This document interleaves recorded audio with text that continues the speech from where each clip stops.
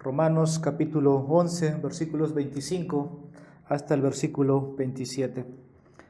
Porque no quiero, hermanos, que ignoréis este misterio, para que seáis sabios en vuestra propia opinión, que a Israel le ha acontecido un endurecimiento parcial hasta que haya entrado la plenitud de los gentiles. Y así todo Israel será salvo. Tal como está escrito, el libertador vendrá de Sión, apartará la impiedad de Jacob. Y este es mi pacto con ellos, cuando yo quite sus pecados. Vamos a orar. Bendito Dios, te damos gracias una vez más por tus misericordias que son nuevas cada mañana y por tu fidelidad de generación en generación. Lo fuiste en la eternidad, lo fuiste en el pasado, lo eres en el presente y lo serás por siempre. Por eso estamos reunidos aquí y hoy, Señor, tu pueblo, a una voz hemos podido entonar, hemos podido cantar salmos, himnos a tu nombre, para que, oh Dios, tú recibas nuestra acción de gracias con nuestros labios. Pero ahora, oh Dios, nos disponemos también a oír tu revelación, a conocer de tu palabra, a conocer de tus caminos ahora revelados por tu Espíritu Santo, escrito en estos textos, en estas copias que tenemos frente a nosotros.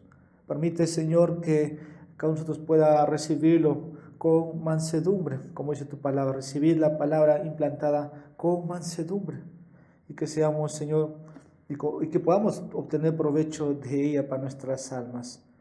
Como también, Padre, te pido por mi vida que me ayudes a ser, Señor, fiel en lo que has puesto hoy delante de nosotros en esta serie de proverbios, de Romanos, de proverbios, como estamos en esta iglesia, para que nosotros podamos ser beneficiados. Permite, Señor, que el expositor pueda estar, Señor, en tu palabra, y que tu iglesia pueda ser edificada.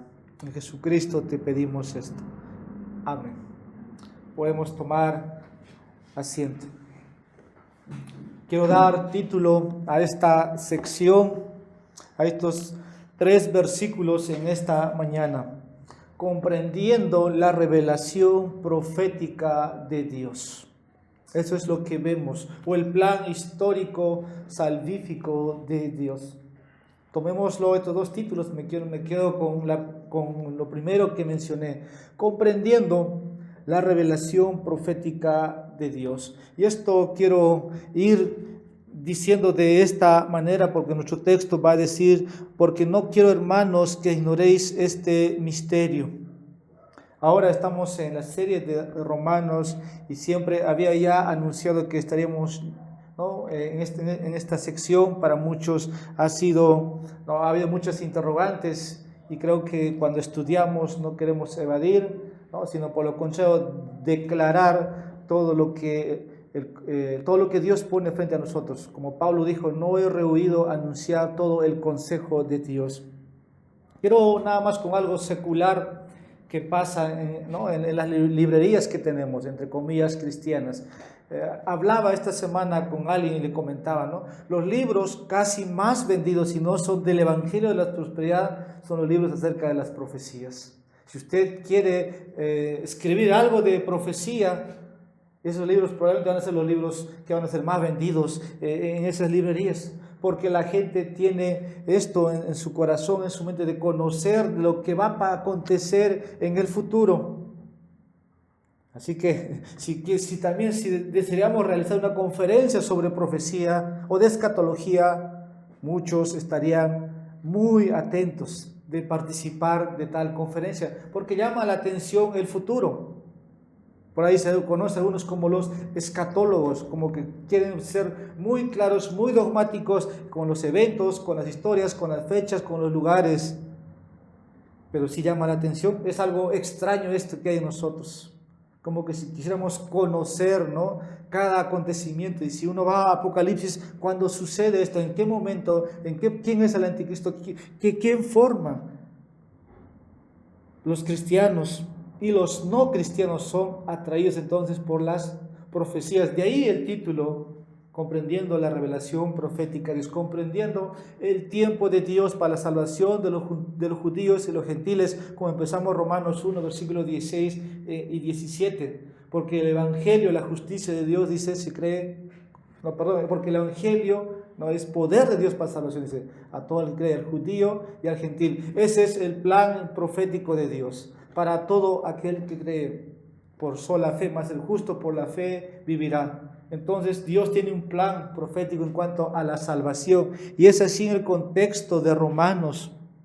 Vemos aquí, en versículo 26, y así todo Israel será salvo. ¿Cuándo acontecerá esto? Nos preguntamos, tal como está escrito, el libertador vendrá de Sion, apartará la impiedad de Jacob.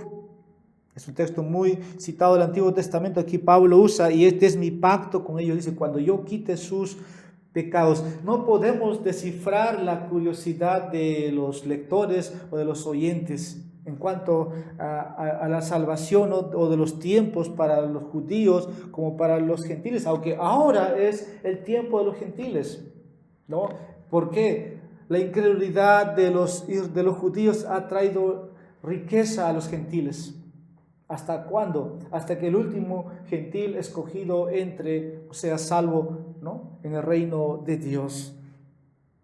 Siempre esta es la pregunta. Muchos son atraídos a la profecía bíblica. Si los cristianos van a pasar la tribulación, ¿quién es el anticristo? ¿Cuándo va a suceder esto del Armagedón? Israel tiene un derecho todavía aquí en la tierra. ¿Qué va a pasar con los mezquitas cuando se reconstruye el templo? ¿Qué hay de los palestinos? Surgen interrogantes. Esto despierta atención en cualquier parte del mundo, porque como si todo girara alrededor, ¿no?, de la historia humana, cuando todo gira a la historia de la revelación profética de Dios. Si bien estos temas pueden ser muy fascinantes, muy especulativos, pero hay algo que no sucede. Es que la gente no se arrepiente. Pueden leer comentarios, libros de autores sobre Apocalipsis, y muchas veces la vida de los que leen terminan siendo peores. Solamente han sido informados. Así como la prensa o las noticias nos informan, la gente no hace nada respecto a eso. De la misma manera, las profecías debían tener algo central: el arrepentimiento de las personas. Pero no sucede. Por más que usted sepa los tiempos de lo que va a suceder, no trae arrepentimiento a los inconversos y a los incrédulos. Es información nada más. Como dije, especulativo. Fascina. Hay comezón de oír. No hay diferencia entre antes no conocía y ahora conozco, y ahora sigo en lo mismo.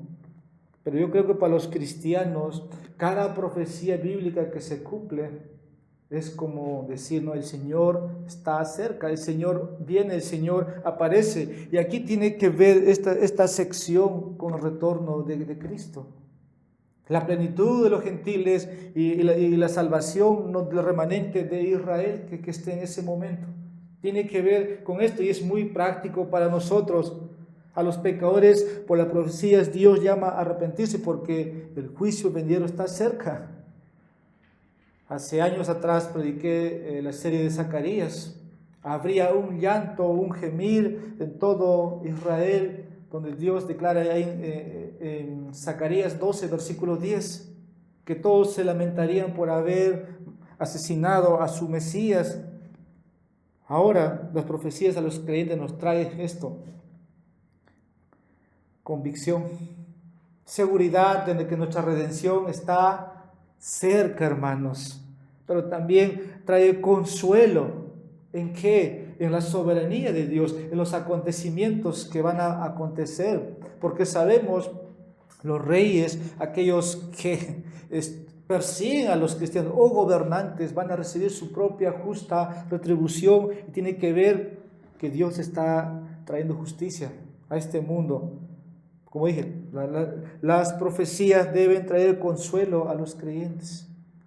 Ahí vamos a ver la soberanía de Dios. Aunque haya persecución, vamos a ver esto: consuelo para los creyentes. Pero también las profecías, ¿qué hacen, hermano? Exhortan a los creyentes a la santidad. porque Cristo viene. Cuando hablamos de profecía, hablamos de los últimos eventos que se van a desarrollar aquí en la tierra. Entonces eso debe promover o debe haber una búsqueda por la santidad. Como dije, al incrédulo no le llama la atención el arrepentimiento. Al creyente debiera llamar la atención la santidad, porque se acerca nuestra redención. Y en nuestro texto está muy claramente dirigido con lo que la semana pasada hablé, el orgullo espiritual. Dice el versículo 25, para que no seáis sabios en vuestra propia opinión. El versículo 25, entonces, ese es el énfasis. Eso es lo que está mostrando. Se dirige especialmente a esto, a frenar nuestro orgullo. ¿De quién? De los gentiles. De nosotros que hemos sido insertados. A nosotros se nos llama la atención en este versículo para que no seamos orgullosos, para decir que nosotros sabemos todo, no importa ya lo que pase con Israel, no importa qué pase con el incrédulo, para que no seamos sabios en vuestra propia opinión. Eso es lo que dice, que no seas sabio en tu propia estimación, también podemos traducirlo. Ahora, ¿cuándo uno es sabio a su propia opinión? Y creo que esto no se refiere a un sentido de superioridad, ¿no? Como puede ser como otra parte, yo tengo un complejo de superioridad porque tengo un don que otros no tienen. No, sino tiene que ver frente a una actitud de orgullo y exclusividad étnica. No hablamos de judío o gentil, de Israel y demás naciones. Hemos visto algo en Romanos 11, versículos 1 al 10. Pablo ahí mostró el rechazo de Dios a Israel. Dice que fue parcial, no fue completo. Fue, también va a decir, temporal, hasta que la plenitud de los gentiles hayan entrado al reino de los cielos. Pero siempre hubo un remanente de acuerdo con la elección soberana de Dios. Siempre hubo un remanente, ¿no? Y es lo que versículos 11 hasta el versículo 32 muestran. Como dije primero, ¿no? Para que usted vea la estructura, versículos 1 al 10, el rechazo de Israel a Dios parcial. Pero versículos 11 hasta el versículo 32 hay una división, donde muestra que el rechazo de Dios a Israel, o el rechazo de Dios a Israel es temporal, no permanente. Dios restaurará, Dios volverá a trabajar por el amor que tuvo con los padres, versículo 28. Dice, ellos son, en cuanto al Evangelio, dice enemigos, pero en cuanto a la elección de sus padres son amados. Nosotros somos bendecidos en Abraham, dice en Génesis 12. En ti serán benditas las naciones. Entonces, versículos 11 al 32 vemos esto, que Dios va a volver a restaurar, va a seguir Dios trabajando con los judíos como nación, sí, pero tiene en cuenta aquí individualmente. Dios nunca prometió salvar a todos. Es verdad, Dios trabajó con una nación, ¿no? Hace 2000 años atrás con los judíos, pero solamente el remanente o el pueblo elegido dentro de los judíos fue salvo y no todo Israel.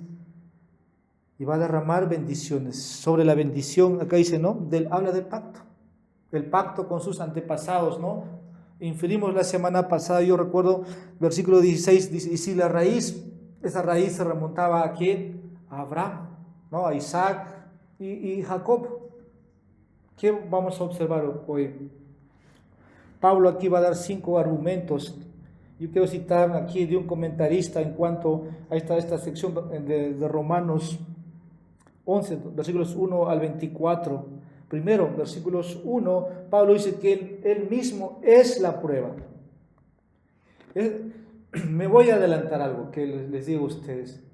En esta sección, versículo 25 o 26, nos dividimos mucho los evangélicos o mucho los protestantes, porque llevan de acuerdo a las escatologías donde están ellos, ¿no? En su exposición. Si usted es aminialista, tiene otra posición. Si usted es premialista histórico, otra posición. Si usted es dispensacionalista, otra posición. Si usted es y tiene que ver con todo esto. Así que me voy a adelantar un poco, ¿no? Cada vez que tal vez quiero para sacar conclusiones. Por ejemplo, dice un comentarista aquí, versículos 1 a 24, que Dios no ha terminado con los judíos. Estas son las razones. Primero, versículo 1, Pablo dice que él mismo es una prueba. ¿Por qué? Pablo era judío. Dice, ¿acaso ha desechado Dios a su pueblo? Pablo dice, de ningún modo, y la prueba está ahí, porque yo también soy israelita. Una de las razones por la cual Dios todavía no ha terminado, aunque es temporal el rechazo, es parcial, Pablo dice, yo soy la prueba. Si Dios hubiera terminado ya con los judíos, entonces Pablo diría, o argumentaría, ¿por qué yo soy salvo? Segundo argumento, versículos 2 al 6, Pablo muestra que Dios ha preservado un remanente de judíos salvos. Y ahí Pablo ilustró, ¿no? Yo en la serie vivimos ahí hablando de Elías. Pablo muestra que Dios todavía tiene su remanente, así como, ¿no? Dios había dicho, aparte de Elías, habían otros 7,000 hombres que no hayan doblado su rodilla, ese remanente. Según Elías estaba solo, ¿no? Solo y quedados, dice. Pero Dios dice, yo tengo mi remanente, Elías. Tercer argumento, versículos 16. Usa dos ilustraciones aquí paralelas para mostrar que debido a las promesas de Dios a los patriarcas, Él bendecirá a sus descendientes. Que vimos, ¿no? El versículo diciendo de la semana pasada, hablando de la raíz. Cuarto argumento, versículo 23, argumenta que Dios puede injertar a los judíos nuevamente en el olivo. Dijimos que poderoso es Dios para hacer esto, hermanos, ¿se acuerdan? Si ellos fueron, como dije, no ahí sacados, pero pueden ser insertados nuevamente, porque poderoso es Dios. El versículo 23 dice, pues poderoso es Dios para injertarlos de nuevo. Esos son los argumentos. Ahora, el quinto argumento, versículo 24, lo que la semana pasada también quedamos, donde se argumenta que Dios, o lo que Dios ha hecho con los gentiles, demuestra que Él puede hacerlo también en el caso de los judíos. Si Dios no nos ha insertado esa masa o ese grupo, ¿no? Al raíz o al tronco, también puede ser con los judíos.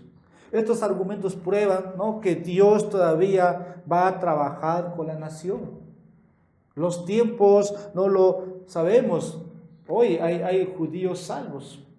Vemos a Israel como una nación, como puede ser Perú, pero hay esto, hermanos, el pacto de Dios está todavía ahí, hasta que la plenitud de los gentiles hayan sido salvos, hayan entrado al reino de los cielos.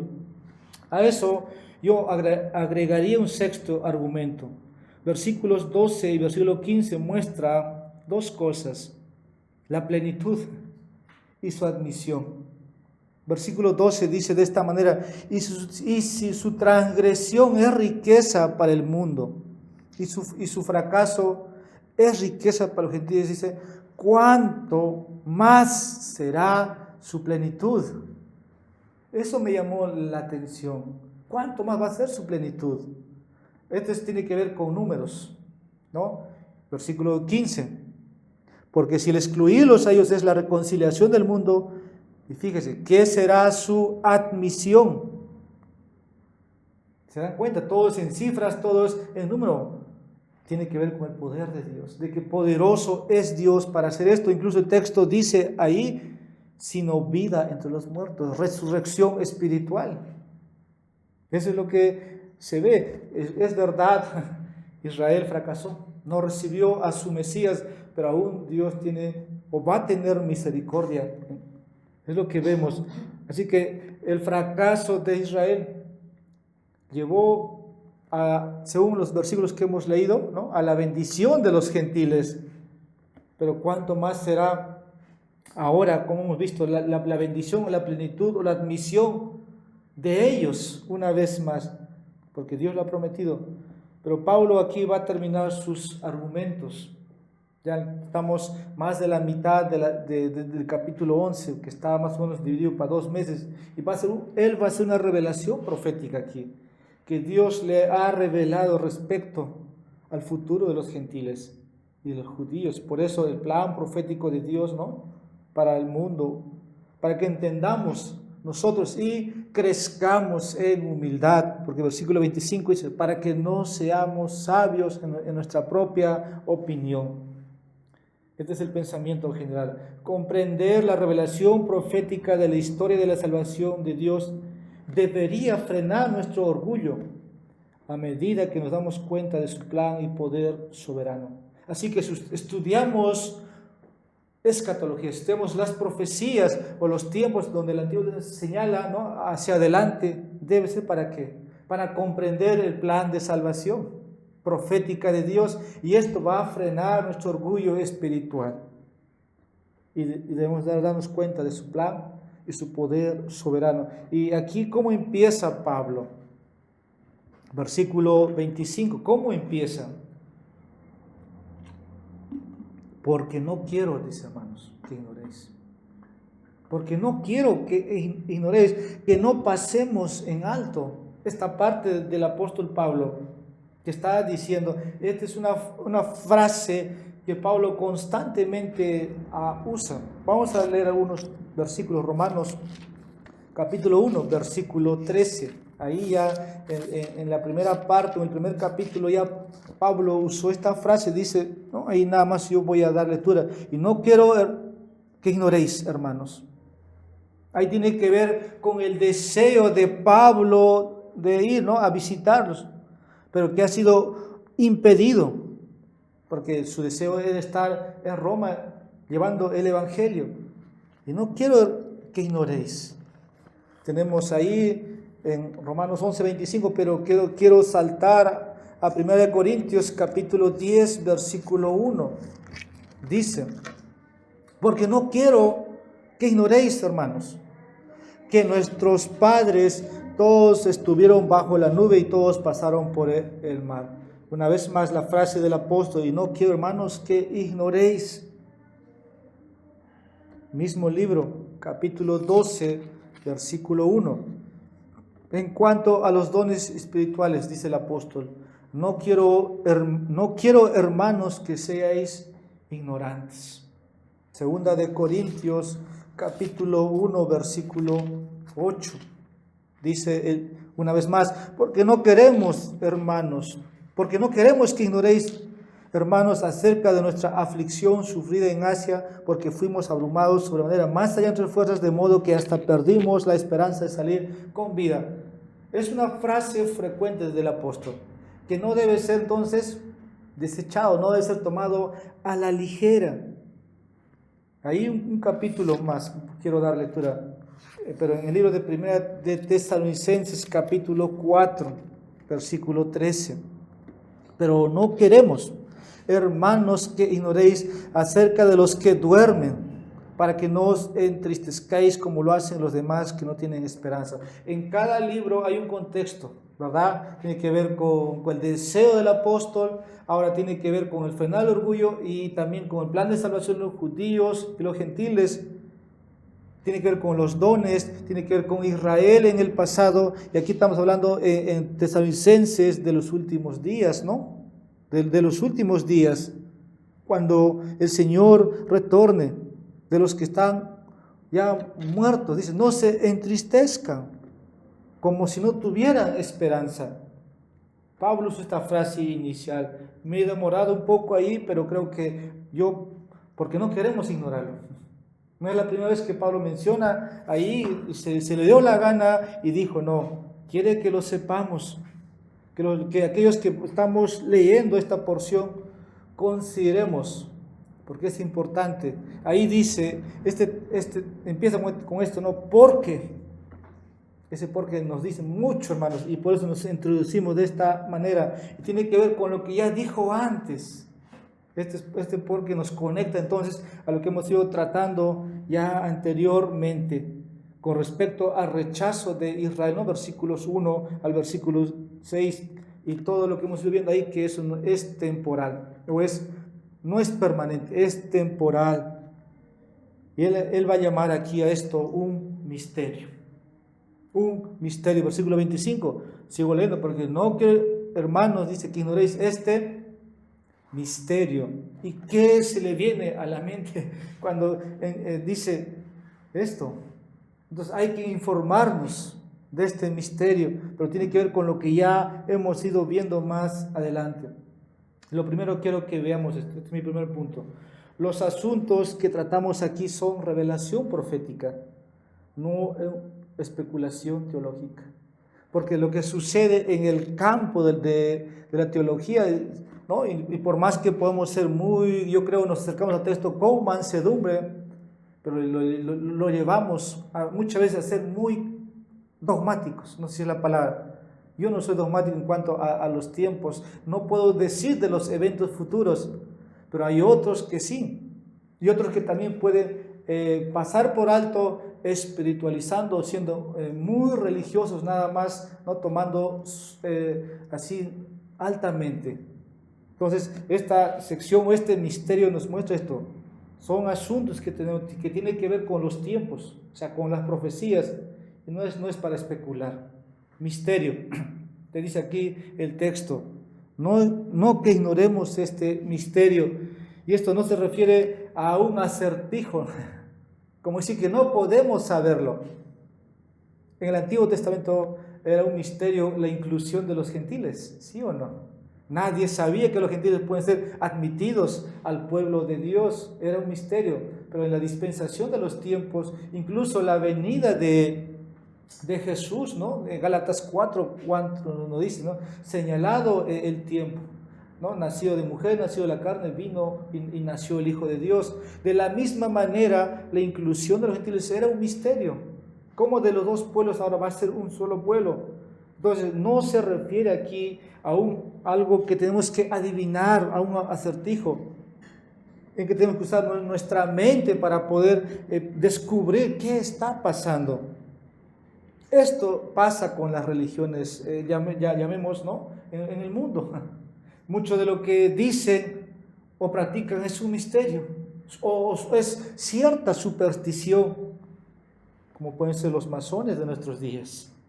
No se refiere a un conocimiento secreto, no se refiere a esto.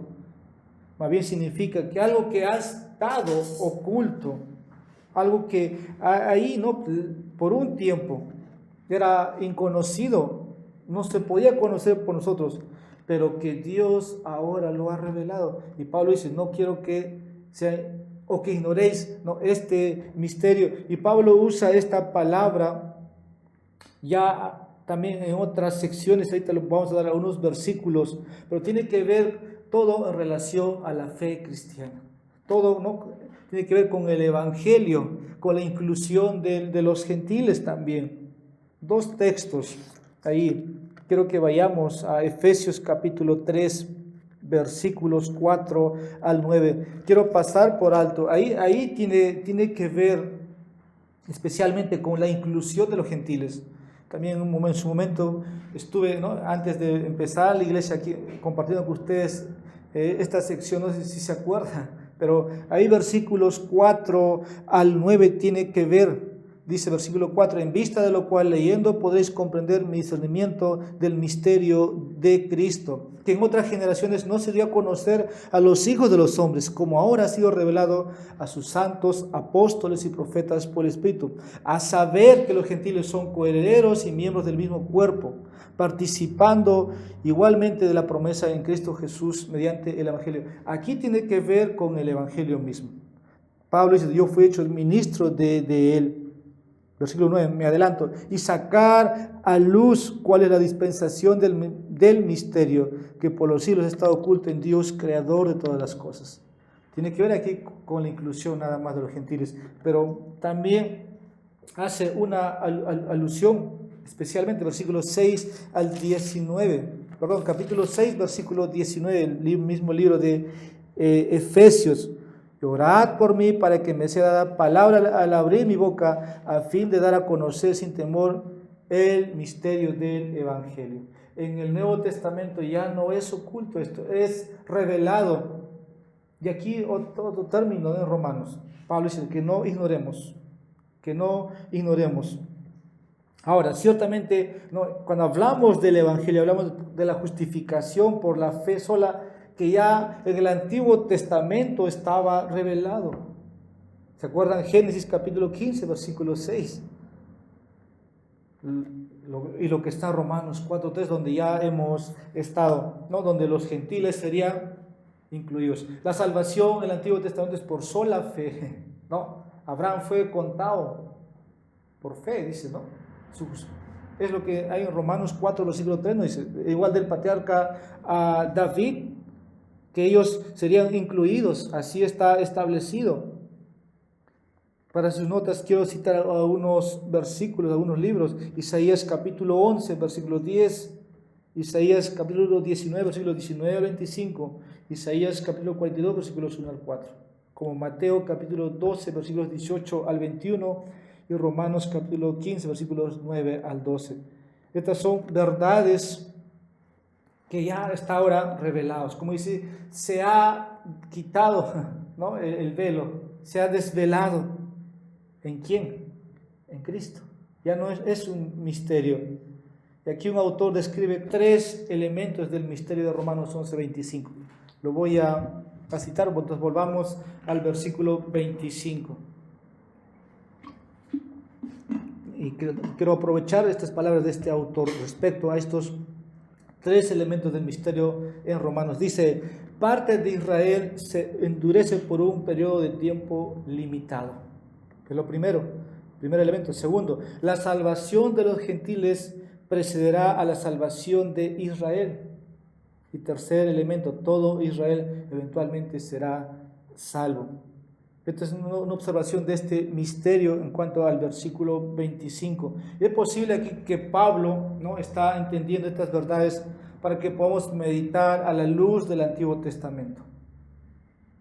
Eso es lo que Pablo siempre ha ido, todos sus argumentos ha sido mirando al Antiguo Testamento, ¿no? Así ha sido su argumento, nunca él sacó algo nuevo, siempre hizo, ¿no?, citar el Antiguo Testamento. Incluso acá versículo 26, la parte B, y el versículo 27, está citando las palabras de Isaías, es parte del Antiguo Testamento, para que podamos, ¿no? Pablo meditaba en estas verdades del Antiguo Testamento a la luz del Evangelio. Es una diferencia que puede ser para nosotros.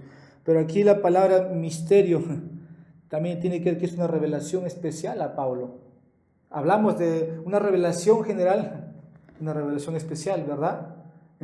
Nosotros tenemos la revelación especial de que podemos comprender, que el incrédulo tal vez no puede hacerlo, porque las cosas espirituales han de discernirse, dice, espiritualmente. Y para eso hay que tener el Espíritu Santo. Ahora, Pablo sobre estos asuntos estaría meditando especialmente sobre la verdad de Israel, que atravesaría un tiempo de endurecimiento, dijimos, judicial. Ellos dijeron que la sangre de Cristo caiga sobre ellos y sobre sus hijos, y así fue, el templo fue destruido y años desterrados desde su tierra. Hubo un endurecimiento judicial.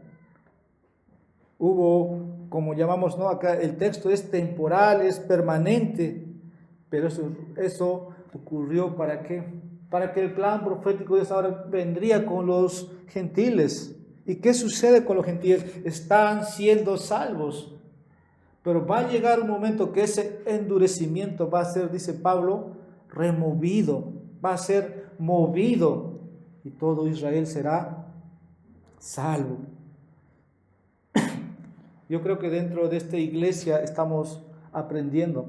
No sé si ustedes han escuchado antes predicar Romanos 11 y esta sección, y sé que muchos de nuestros hermanos reformados, pues, al escuchar esto o al conocer esto, pueden ver objeciones, ¿no?, en cuanto a lo que yo creo o enseño, o lo que ustedes pueden enseñar, pero el texto dice que ese endurecimiento, que es temporal, va a ser removido y todo Israel será salvo. Y mi entendimiento aquí no es un entendimiento tampoco dispensacionalista, porque la tendencia es eso, ¿no?, de tildarnos al dispensacionalismo. No lo es. No lo es. Pablo quiere entonces hacernos ver la importancia de este misterio que está a punto de revelar, porque él dice esto: no quiero, hermanos, que ignoréis. Pablo usa esta palabra misterio. Aquí una vez más no estoy volviendo a enfatizar, por lo general, a un evento en el cual Dios ha determinado que va a ocurrir, donde nosotros lo comprendemos como algo profético. Entonces, que en un sentido, ya esto se ha decretado en el cielo, ¿no? Si hablamos del pacto de redención, si hablamos en el decreto de Dios, esto ya ha sucedido, pero se está dando en el fin de los tiempos. Y puede ser apocalíptico, escatológico, como usemos el término, pero que trae consuelo primero a nosotros los gentiles, pero también que va a traer un momento gozo nacional, ya llamaría, porque una nación va a volverse. Hablamos esto individualmente. Y Pablo aquí, como misterio, se refiere a algo, como dije un momento atrás, estaba oculto, pero ahora ha sido ya revelado en Cristo, más claramente en el Evangelio. Y este misterio tiene que ver con un evento, ¿no?, que va a ocurrir. Algunos señalan aquí con la venida de Cristo y la predicación del Evangelio. Vamos a dar un momento de lectura a 1 Corintios capítulo 15, versículos 51. Dice 1 Corintios capítulo 15, versículo 51. He aquí os digo un misterio: no todos dormiremos, pero todos seremos transformados. Pablo dice, he aquí os doy, dice, un misterio, que no todos dormiremos, pero todos seremos transformados. Algo que tiene que ver con el evento, ¿no?, de Cristo, con su retorno a un evento ya final, a un evento final. Y debemos pensar también en esto que va a acontecer. El punto aquí, en esta primera parte, es que no podemos llegar, ¿no?, así simplemente con estas verdades y no comprenderlas. Pablo dice que no lo ignoremos, pero tampoco ahora nos dice para que no seamos sabios. Está bien, has comprendido la revelación o el plan, ¿no?, de salvación de Dios. Dice ahora el texto, para que no seas sabio en tu propia opinión, en otras palabras, para que no te puedas jactar de tu conocimiento. Dios tuvo que revelar estas verdades al apóstol Pablo, y Pablo nos lo está transmitiendo, porque si Pablo no lo hubiera escrito, tal vez no hubiéramos tenido esta porción, y no lo podemos conocer, no lo podemos entender. Y el siguiente punto nos va a llevar esto, de que no podemos usar aquí lógicas, no podemos utilizar, como se dice, ¿no?, teorías de cuándo esto va a pasar. Eso va a mostrar orgullo, Por lo contrario, ahora, una vez entendido, ¿no?, el plan de Dios, debiéramos someternos a Dios humildemente. Segundo, la revelación profética se refiere al trabajo soberano y poderoso de Dios en la historia de la salvación. Este es mi segundo punto de lo que estamos hablando. La revelación profética se refiere al trabajo u obra de Dios soberano. Tiene que ver con el trabajo del Dios soberano y poderoso en la historia de la salvación. En la sección, en el capítulo 9, hemos visto algo que para muchos es duro. Romanos 9 enfatiza la soberanía de Dios al mostrar misericordia, ¿no?, Dios a quien Él quiere, y endurecer a quien Él quiere. Eso hemos visto. Mi punto, como una vez, para que recuerdes y me comprendas, la revelación profética se refiere al trabajo soberano y poderoso de Dios en la historia de la salvación. Romanos 9, misericordia y endurecimiento. Romanos 10 enfatiza la responsabilidad del hombre, ¿no? Hemos visto ahí en los versículos 14 hasta el versículo 17, donde uno dice, ¿cómo pues invocará? Había la responsabilidad del hombre de invocar el nombre del Señor. Tiene que ver, ¿no? Es una respuesta. Romanos 9, soberanía de Dios. Romanos 10, la responsabilidad del hombre. Pero ¿qué dice en Romanos 10, 13? Ahí está muy claro, ¿no?, la responsabilidad, porque todo aquel que invoque el nombre del Señor será salvo. Pero ahora, ¿qué pasa de Israel? Romanos 10, versículo 21. Pero en cuanto a Israel, dice, todo el día he extendido mis manos a un pueblo desobediente y rebelde. Hay alguien aquí, un pueblo, una nación fue obstinado. Dice, Dios de Israel dice que fue rebelde. Todo el tiempo extendí mi mano, pero se negó a creer. Ahora Romanos 11. Hemos visto Romanos 9, 10, así en síntesis general. En Romanos 11, versículos 20 al versículo 23, en la primera parte, enfatiza la responsabilidad, una vez más, del hombre de creer en Cristo y perseverar. Ahora, el versículo 23 de Romanos 11, hasta el versículo 9, está el énfasis una vez más de la soberanía de Dios. Versículo 23, 24. Él puede injertar de nuevo al pueblo de Israel. Es lo que dice, lo que la semana pasada vimos. ¿Hay un endurecimiento de Israel? Sí, por un tiempo.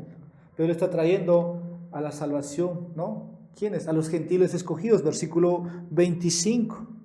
Este es así en síntesis para ubicarnos, ¿no? El panorama profético de Dios tiene que ver con su soberanía, tiene que ver con su poder en cuanto a la salvación. El versículo 25, no lo que hoy donde estamos hoy, pero después de ese tiempo, dice él va a mover ese endurecimiento que hay en el corazón de los israelitas y va a traer un número completo a salvación, que tú y yo no lo sabemos. Habla de plenitud, habla de admisión. Poderoso es Dios, no podemos saber, pero ¿cómo va a ser esto, Dios? Versículo 26. El libertador vendría de Sión y apartaría la impiedad de Jacob. Y este es mi pacto con ellos, dice, cuando yo quite sus pecados. Mientras que los judíos permanecen actualmente como enemigos de Dios, porque lo que dice el versículo 28, por causa del evangelio son enemigos de Dios, pero son amados en cuanto a la elección y a la promesa de sus padres. Entonces no podemos descontextualizar un versículo. Yo le voy a decir algo. Yo estaba viendo la concordancia nada más y en Romanos 9, 10 y 11 se habla mucho de Israel. Se hace referencia 10 veces a Israel y un Israel étnico, más 2 añádele como israelita. Entonces no podemos decir que algunos argumentan que aquí todo Israel, ese Israel se refiere al Israel espiritual. Y nos olvidamos de las demás referencias que Pablo saca en estos capítulos. Tiene que ver con el Israel étnico. Entonces un versículo no es suficiente. ¿Y qué hacemos con los demás? Es un argumento a favor que Dios todavía en su plan, ¿no?, soberano, en su plan profético, como dice el versículo 28, nos lleva una vez más. Está hablando de un Israel o del pueblo de Israel. ¿Por qué? Versículo 29. ¿Qué dice el versículo 29? Muy conocido por ustedes, porque los dones y llamamiento que son irrevocables. Son irrevocables. Entonces es continuo, es fluido el argumento de Pablo. Ahí hay un tiempo para todo. Hay un tiempo para afirmar, ¿no?, la responsabilidad humana de arrepentirse y creer. Pero Pablo mismo muestra, ¿no?, también los periodos o los tiempos de salvación con el judío, con el gentil. Y eso es lo que al final Pablo va a terminar en alabanza, versículo 33, donde él hace un estallido de gozo, así como en Efesios 1:3. Siempre recuerdo esos versículos, pero aquí Romanos 11:33 Pablo estalla en alabanza, que vamos a llegar ya a las semanas que vienen, en estas 2 semanas. Así que en Romanos 11:33 ahí tiene ya, ¿no?, Pablo se goza, como decir, como hay una promesa con mi pueblo. Yo soy de los últimos de los pecadores, el abortivo, pero soy una prueba, ¿no?, como dice el versículo 1. Yo soy descendiente de Abraham, de la tribu de Benjamín, pruébame, yo soy. ¿Usted cree que Yo sé que Pablo aceptaría la justicia de Dios, pero Pablo decía, y quizá yo pueda salvar a algunos de ellos, decía Pablo, versículo 14. Tenía un celo por sus compatriotas, de que sean salvos. Y creo que Pablo también está ahí en alabanza por eso, de que Dios va a tener misericordia, ¿no?, a Israel por el amor a sus padres y a su pacto en la elección que hizo hace más de 2000 años atrás, antes de Cristo. Ahora quiero que veamos aquí. Dios es poderoso para endurecer a las naciones, pero también es poderoso para remover o levantar ese endurecimiento, de acuerdo a sus propósitos soberanos. Esto quiero un poco podamos descomprimir, así utilizando la palabra, ¿no?, de las computadoras, comprimir, descomprimir. Dios es poderoso para endurecer a las naciones, ejemplo, Israel, pero también es poderoso para remover ese endurecimiento de acuerdo a sus propósitos soberanos. Pablo dice en versículo 25 que a Israel, ¿no?, que a Israel le ha acontecido un endurecimiento parcial hasta que haya entrado la plenitud de los gentiles. Hemos visto la primera parte. Pablo dice, no ignores este misterio, para que no seas sabio en tu propia mente, para que no te jactes. Ahora dice que a Israel le ha acontecido un endurecimiento parcial. Vimos en versículos 7 al 10, ¿no?, en el mismo Romanos, aquello que Israel buscaba o busca no lo ha alcanzado, pero los que fueron escogidos lo van a alcanzar y los demás fueron endurecidos. Y como está escrito, ¿no?, y ahí vemos el argumento del apóstol usando el Antiguo Testamento. 2 Corintios capítulo 3 versículos 14 al 15, también hay una referencia a los judíos. Y quiero leer cómo es que el judío hoy ve los pactos cuando se lee la ley. 2 Corintios capítulo 3 versículo 14 y 15 dice, pero el entendimiento de ellos se endureció, porque hasta el día de hoy en la lectura del antiguo pacto el mismo velo permanece sin alzarse, pues solo en Cristo es quitado, y hasta el día de hoy cada vez que se lee a Moisés un velo está puesto sobre sus corazones. Así está la situación actual de los judíos. Hay un velo. Y Pablo hace referencia ¿a quién? A los propios judíos. Por eso dice, pero el entendimiento de ellos se endureció hasta el día de hoy. Jesús habló del mismo también endurecimiento espiritual o ceguera. Vamos a dar lectura en el libro de Mateo, capítulo 13. Puede usted buscar, yo voy a dar lectura igual. Mateo capítulo 13, versículos 13 al 16. Por eso les hablo en parábolas, porque viendo no ven y oyendo no oyen ni entienden. Y en ellos se cumple la profecía de Isaías que dice, al oír, oiréis y no entenderéis, y viendo veréis y no percibiréis, porque el corazón de este pueblo se ha vuelto insensible y con dificultad oyen con sus oídos y sus ojos han cerrado, no sea que con los ojos, no sea que vean con los ojos y oigan con los oídos y entiendan con el corazón y se conviertan y yo los sane. Versículo 16. Pero dichosos vuestros ojos porque ven y vuestros oídos porque oyen. ¿Sí? Podemos ver en esta parte. Pablo habla del endurecimiento. Jesús habla de la ceguera, del endurecimiento, porque se está cumpliendo la palabra, ¿no?, de profecía de Isaías. Porque este pueblo se ha vuelto insensible y con dificultad oyen. Y Jesús usa esta parábola. Pero esto fue el cumplimiento de la profecía de Isaías capítulo 6, versículo 10. ¿Qué dice Isaías? Haz insensible el corazón de este pueblo, endurece sus oídos y nubla sus ojos, no sea que con sus ojos vea y oiga con sus oídos, se entienda con su corazón y se arrepienta, dice, y sea curado. Entonces, Cristo lo dijo, Pablo lo está admitiendo, que este endurecimiento judicial viene de parte del Dios soberano para las personas desobedientes como fueron los judíos. Esto es duro escucharlo. ¿Cómo Dios puede hacer esto? Recuerden Romanos 9. Vayan a Romanos 9 cuando se habla de que Dios tiene misericordia de quien quiere. Dice, Dios de Israel, todo el día extendí mi mano a ellos, pero ellos fueron obstinados, ellos fueron rebeldes. Es duro, pero Dios tiene ese derecho de mostrar misericordia a quien Él quiere. Romanos 9, 18. Usted puede gritar, eso no es justo, pastor. Muchos lo dicen.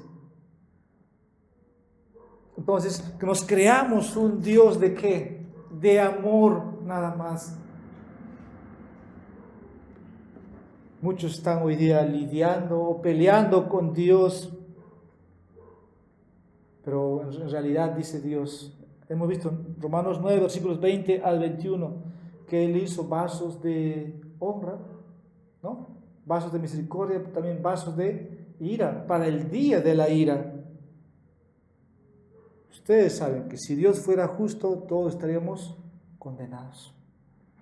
No podemos decir que Dios es injusto, porque todos somos culpables delante de Dios. Y Dios no está obligado a mostrar misericordia a todos. Eso es un desafío a Dios. Y no someternos a un Dios soberano, y no someternos a un Dios poderoso que endurece, pero también que tiene misericordia. Una vez más remito a lo que hemos visto en estos meses.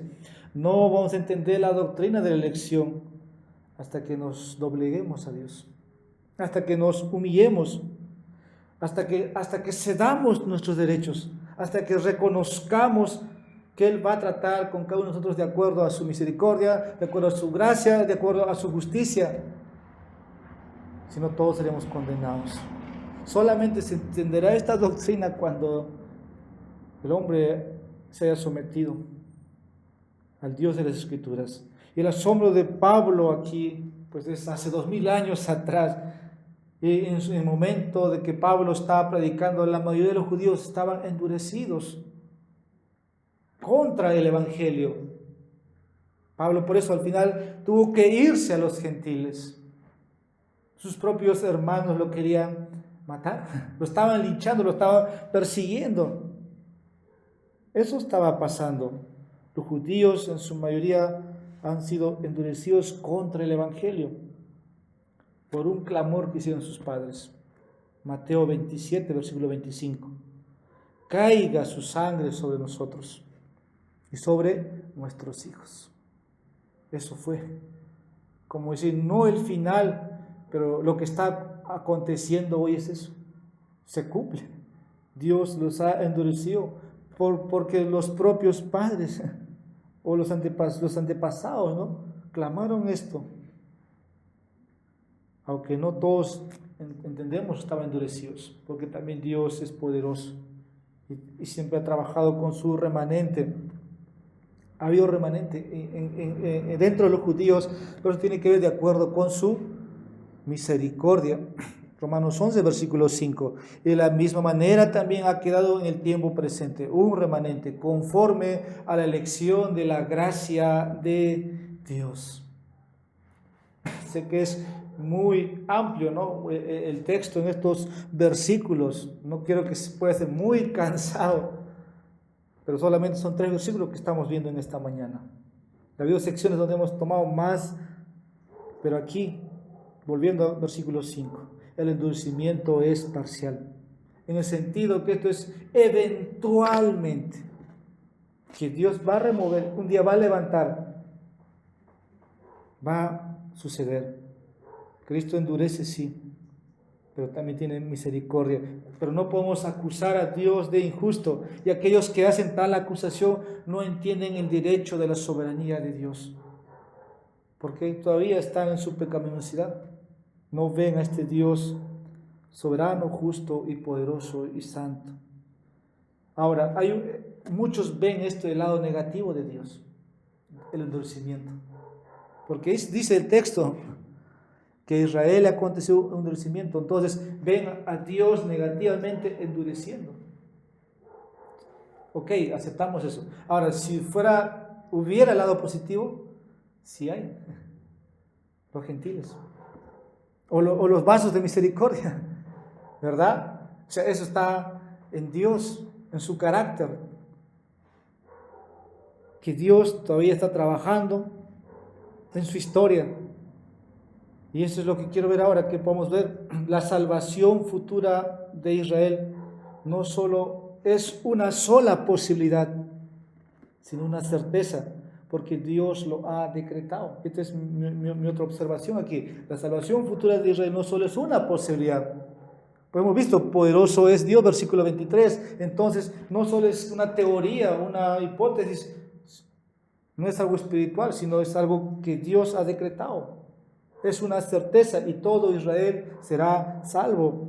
Y Pablo no está expresando con este deseo, pero un día todo Israel será salvo. Por eso es el plan profético de Dios en cuanto a la salvación. Hoy ya vemos esto, como dice alguien, una certeza profética. Poderoso es Dios, todo Israel será salvo.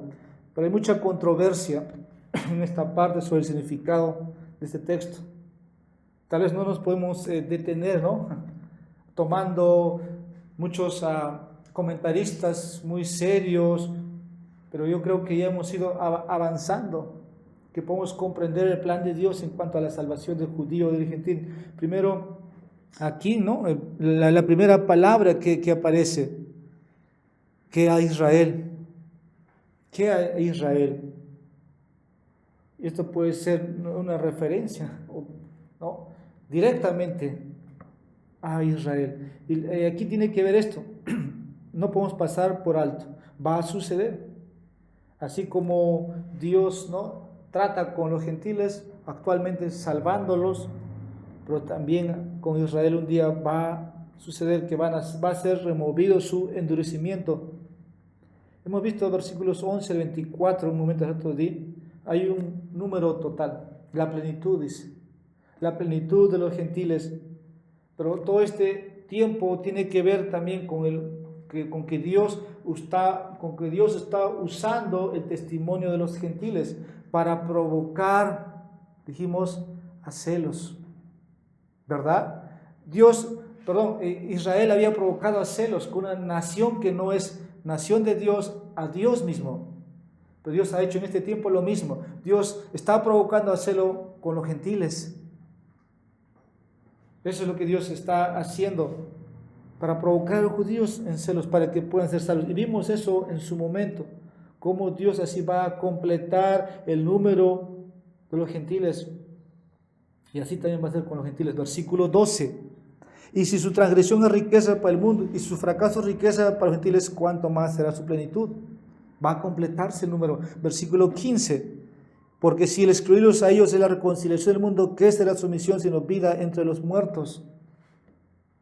Dios soberanamente va a completar la salvación de sus escogidos entre judíos y gentiles. Ahora está siendo preservada el número de los judíos, pero la plenitud de los gentiles son muchos.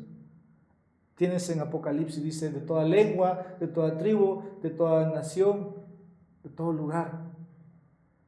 Pero ahora, temporalmente, se retiene esto a los judíos, aunque hay dentro de ellos salvos. Pero también existe una controversia aquí. Un momento atrás dije esta frase, todo Israel. Voy a hacer algo breve aquí. Es controversial. Para mí, hace años atrás, para mí todo significaba todo Israel. Hace años atrás. Pero creo que muchos padres de la iglesia primitiva y luego los reformadores y los que siguieron a los reformadores argumentaron que todo Israel se refiere nada más a todos los elegidos de Dios a través de toda la historia, tanto judíos como gentiles. Este es un argumento que actualmente muchos lo tienen. No sé si me han entendido. Que todo Israel se refiere a los elegidos de Dios a través de toda la historia, tanto judíos como gentiles. ¿Verdad o falso? Yo no quiero ser muy dogmático en todo lo que estoy diciendo en cuanto a los tiempos, pero creo que en un momento ya me adelanté. Que en Romanos 9 hasta Romanos 11 Pablo usa a Israel más de 10 veces. Y dije, se refiere al Israel que étnico. Y encuentro 2 veces más como israelita. Y cada uso, téngalo presente, se refiere al Israel étnico. Toma una concordancia, busque Israel nada más, en Romanos sale 9 al 11, 10 veces. Entonces, no puede, como los padres, ¿no?, primitivos o los reformadores dijeron en su momento, que se refiere a, ¿cómo dice?, a un evento o a todos los escogidos de todos los tiempos, judíos y gentiles. Con el contexto, ¿no?, en estos 3 capítulos nos muestra a un Israel étnico.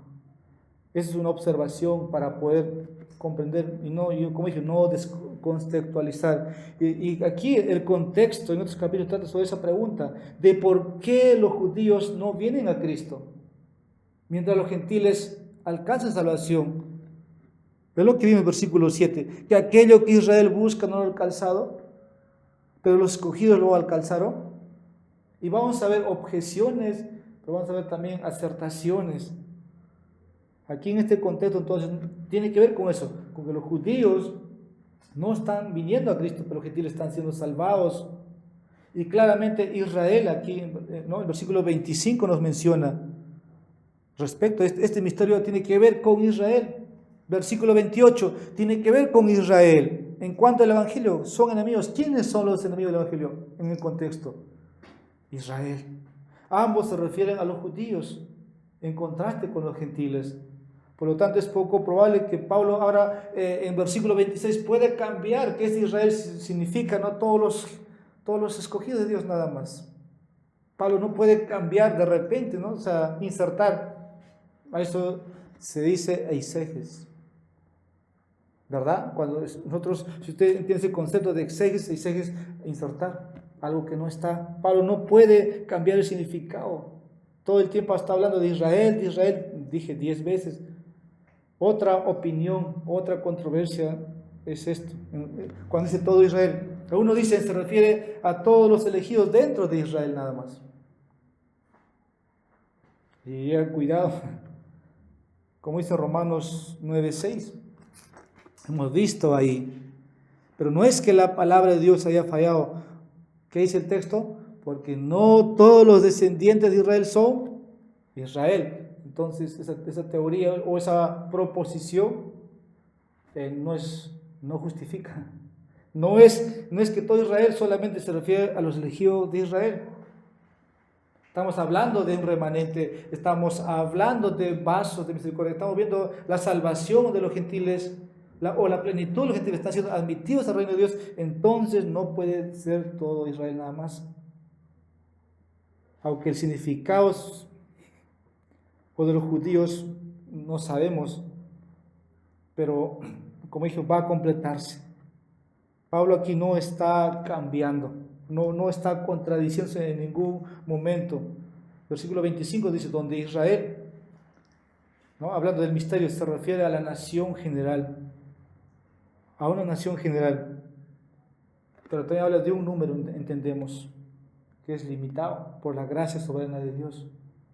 Eso no podemos entrar a los misterios, pero sí es claro el plan profético de salvación, ¿no?, para el judío y para el gentil. Ahora el versículo 26, ahí Pablo nos hace entender, ¿no?, como una conclusión de los judíos elegidos, que se vería un evento único, no sé si decir dramático, pero que va a ser conocido. Tal vez no estemos o estemos, pero va a acontecer. Va a haber una salvación o un avivamiento que Dios va a hacer con los judíos, de acuerdo a su elección, de acuerdo al amor a sus padres. Ahora dice el versículo 15, va a ser como vida entre los muertos. Entonces es en el mejor sentido de que Israel significa como una nación general, pero dentro de esa nación general siempre Dios ha tratado individualmente, ¿no? Nosotros hablamos, por ejemplo, trata de Juan 3:6, ¿no? Porque tal manera amó Dios al mundo. Y pensamos que Dios ama de todo el mundo, ¿no? Y sabemos que dentro del contexto de Juan todo no significa todo. De la misma habla de Israel como nación, todo, pero Dios siempre trataba individualmente, téngalo presente. Entonces, eso es muy claro para comprender. ¿Y qué significa todo? Hemos visto de Israel. Ahora, ¿qué significa todo? Y la mayoría de los comentarios están de acuerdo en que no significa, como dije, que cada judío que antes ha vivido, los judíos que vive o en los tiempos finales, significa todo, de acuerdo a la gracia de Dios. Eso es lo único que yo puedo diferenciar. Como dice el versículo 6, en el tiempo presente hay un remanente, conforme a la elección de Dios. Entonces no significa, ¿no?, todos los judíos que han vivido antes, los que están viviendo o los que van a vivir van a ser todos salvos. Dios no ha prometido tal cosa. Tampoco significa que va a movernos de los antepasados su endurecimiento y van a ser salvos. No. Y la frase todo Israel en el Antiguo Testamento se usa para referirse mayormente a la nación, pero no a cada judío. Hay muchas citas, nada más luego citaría por el tiempo. Josué capítulo 7 versículo 25, 1 de Samuel capítulo 7 versículo 5, 2 de Samuel capítulo 16 versículo 22, 1 Reyes capítulo 12 versículo 1, 2 de Crónicas capítulo 12 versículo 1 y Daniel capítulo 9 versículo 11. Y aquí el significado de Pablo para todo Israel será salvo es que esto va a ocurrir una vez, ¿no?, que la plenitud de los gentiles haya entrado. Recién Dios removerá el endurecimiento judicial. Recién, y la gran mayoría de los judíos recién van a acudir a Cristo. Mirarán a aquel que traspasaron, como dice Zacarías, y tendrán un llanto nacional. Entonces podrán con fe, ¿no?, en Cristo salvarse. Y el punto aquí es ya, para pasar a la parte final, no es que Dios ve, ¿no?, al judío que van a creer por su propia voluntad. Estamos hablando de la elección soberana de Dios. Entonces, si van a volverse a Cristo, o van a ser, y todos van a ser salvos, no es por los méritos de los judíos. Una vez más, no van a creer por su libre albedrío. Pablo no ha hablado de libre albedrío en todo Romanos. Como dije, es un mito y no existe y no me gusta hablar.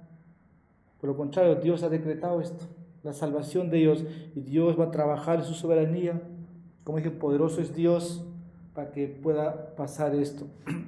Y la última observación aquí, la salvación futura de Israel incluye la venida del libertador, la eliminación de la impiedad y el perdón de los pecados de acuerdo con el pacto de Dios. Versículos ya 26, la parte B, y 27. Vuelvo a repetir, la salvación futura de Israel incluye la venida del libertador, la eliminación de la impiedad y el perdón de los pecados de acuerdo con el pacto de Dios. Casi a un resumen de lo que está ahí, nada más. De aquí 5 cosas anotadas brevemente. Israel y los gentiles se salvan de la misma manera en Cristo, ¿no? A través nada más de Cristo. Esa es la primera observación. Israel y los gentiles se salvan. ¿Cómo se salvaba en el Antiguo Testamento el judío? Poniendo su fe en Cristo, ¿no?, hacia adelante. En el presente lo mismo hace el gentil, pone su fe en Cristo, el libertador, como dice el texto. Algunos aquí enseñan que hay 2 formas de salvación. Eso es erróneo. Pensar de esa manera, uno para los gentiles y otro para los judíos. Como Dios trabaja con Israel aparte, Dios trabaja aparte con la iglesia. El pensamiento dispensacionalista, eso no es correcto comprenderlo así. Solamente hay un plan de salvación, ¿no?, por la sola fe en Cristo, algo que en la Reforma Protestante, ¿no?, en el siglo XV, XVI salió a luz muy claramente. Nada más ha habido una sola forma de salvación. Téngalo presente. Y tiene que confiar en la provisión que ha hecho Dios, ¿no?, para su pueblo. Es Cristo. Nada más. De esta manera es presentado el libertador. ¿Quién es? Jesucristo. Versículo 26, la parte B. Y el libertador vendrá de Sion, dice el texto. En el Antiguo Testamento los judíos esperaban esto, ¿no? Esperaban su Mesías. Y viene Cristo, ¿qué sucede? A los suyos, dice, ¿no? Vino de los suyos, lo rechazaron. Pero el judío esperaba el sacrificio final. El judío esperaba el sacrificio perfecto.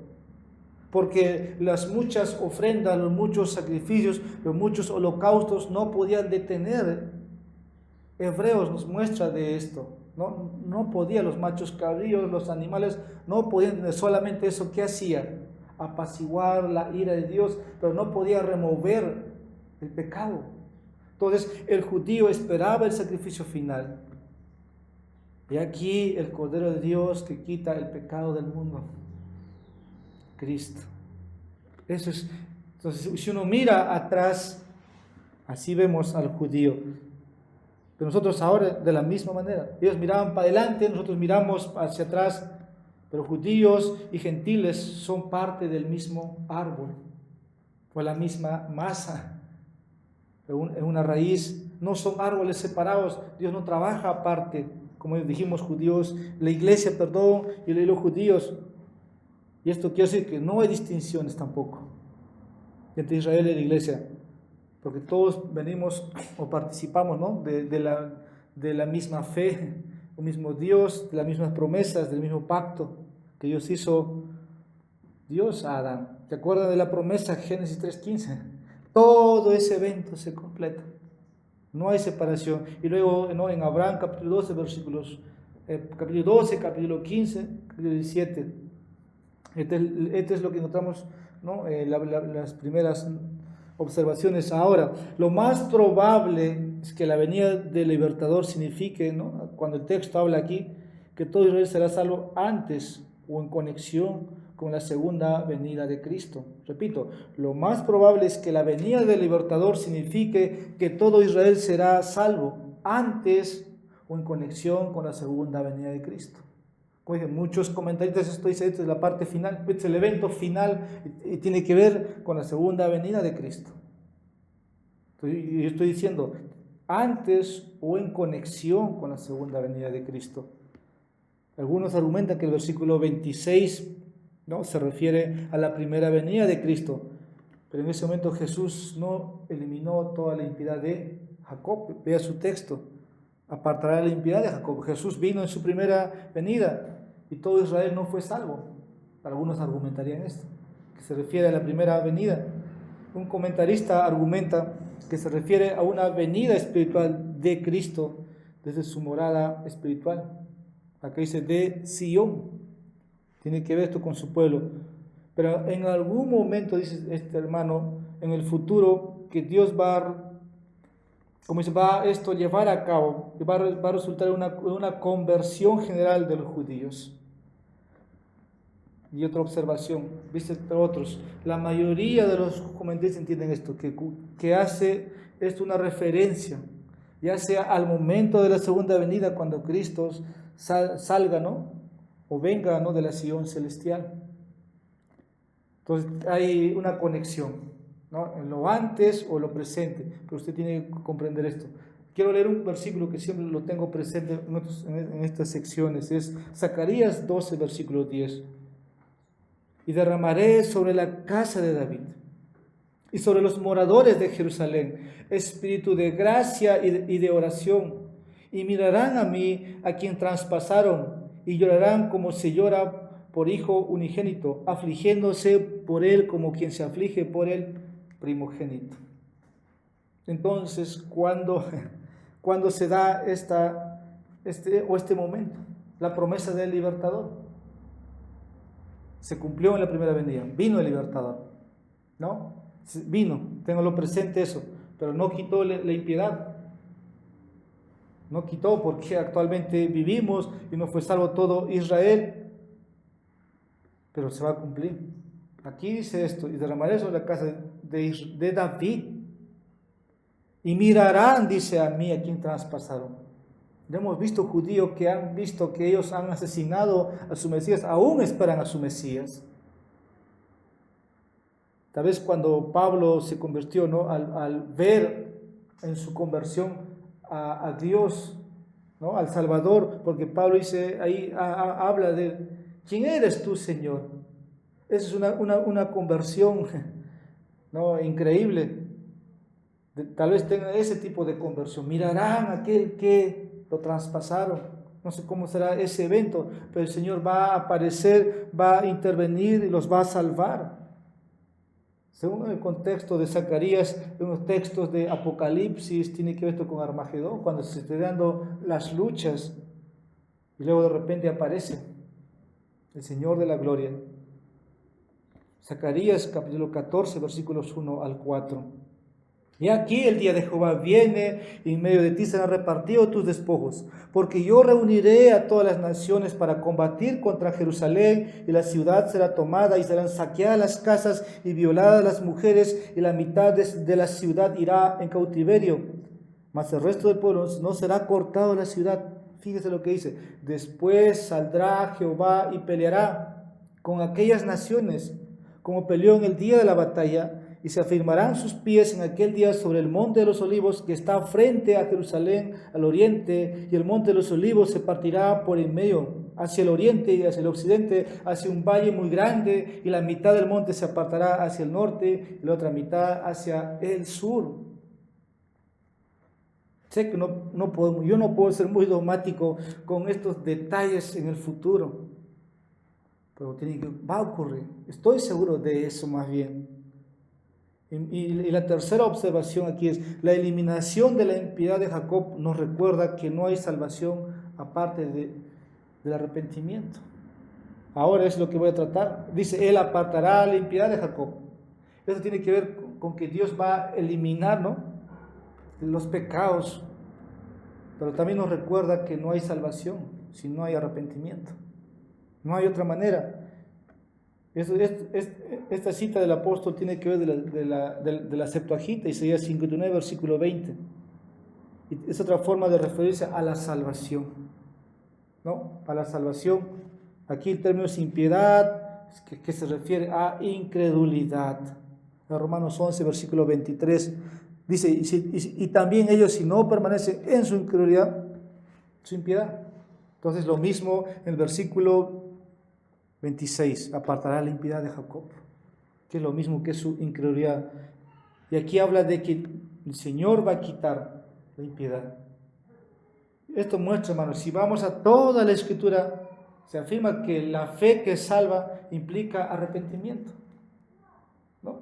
Y este arrepentimiento es toda la vida también. No podemos divorciar o separar. Jesús dijo en Marcos 1:15, el reino del cielo se acerca, 1:16, ¿verdad? Arrepentidos y convertidos. Entonces arrepentimiento significa también un proceso de arrepentimiento que es toda la vida del creyente, hasta que seamos perfeccionados hasta el día del Señor. Si decimos que creemos en Cristo, pero vivimos en desobediencia y persistimos, ¿qué va a pasar? Simplemente algún día vamos a escuchar las palabras más aterradoras de Cristo, como dice Mateo 7:23.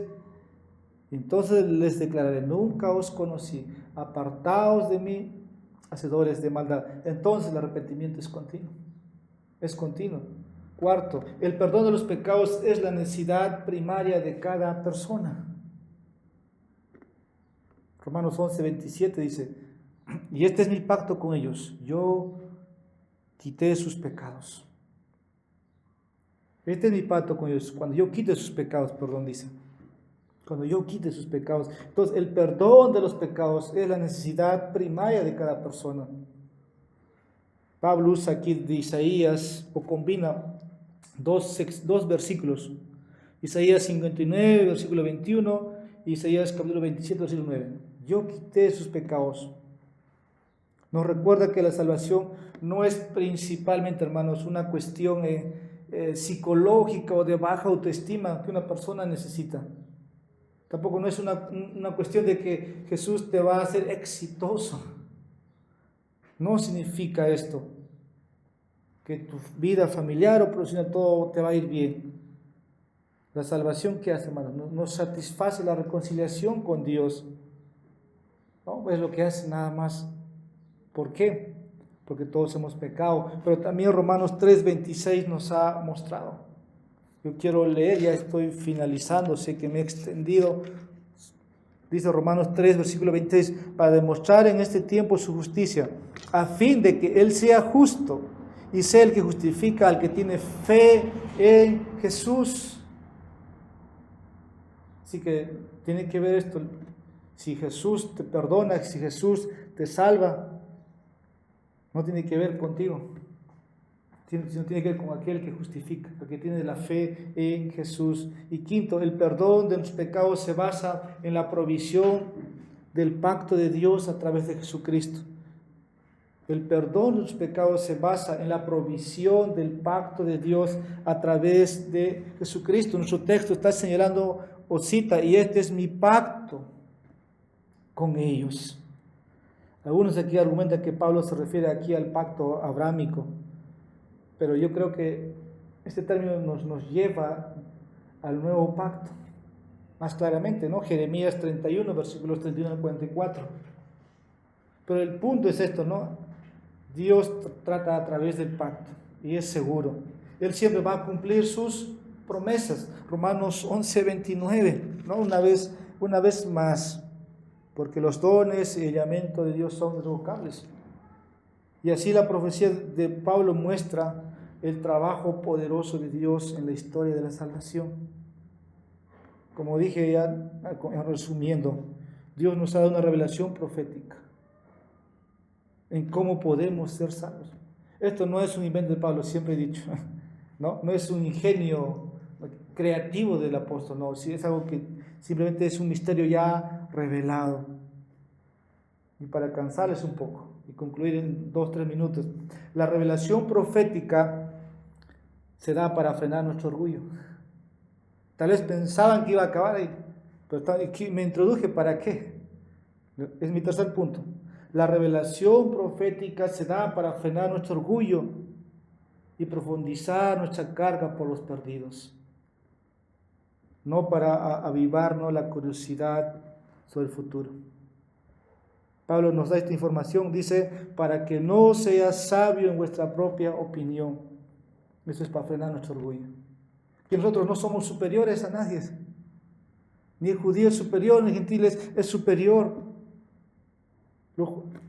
Los gentiles eran propensos, ¿no? Y puede ser, yo creo, y despreciar a los judíos. Como que vemos a Israel, sí, muchos desprecian, no quieren saber nada. Ya les he dicho en su momento, porque son judíos, porque rechazaron a Cristo. Es una forma de ser sabio, nuestra propia opinión. Todos podemos pensar también, no que yo merezco ser salvo, yo soy más bueno que aquel, yo considero que puedo ser salvo y que Dios me tiene que salvar, pero eso es negar la gracia de Dios. Gracia es algo que no mereces, y cantamos en la mañana sublime gracia, porque ya es tarde. Y si menospreciamos a otros, cuidado. Tú piensas que el drogadicto, el homosexual o el que está abortando no tiene las mismas posibilidades que tú. Menospreciar eso es despreciar la gracia de Dios, olvidando que merecemos nosotros lo mismo que ellos, el justo juicio de Dios. Entonces solamente con el Evangelio se les puede alcanzar, y la historia va a concluir, ¿no? De esta manera, con el Evangelio, llegando primero al gentil, ahora luego al judío, cuando los judíos cuando se vuelvan y Dios obre ahí, cuando remueve ese endurecimiento parcial y los llevará, ¿no? Va a haber, como dije, un avivamiento, una salvación en números, masiva. Conclusión, nada más puede ser en preguntas. ¿Cuánto sabes de profecía o escatología? O de revelación profética de la historia de la salvación.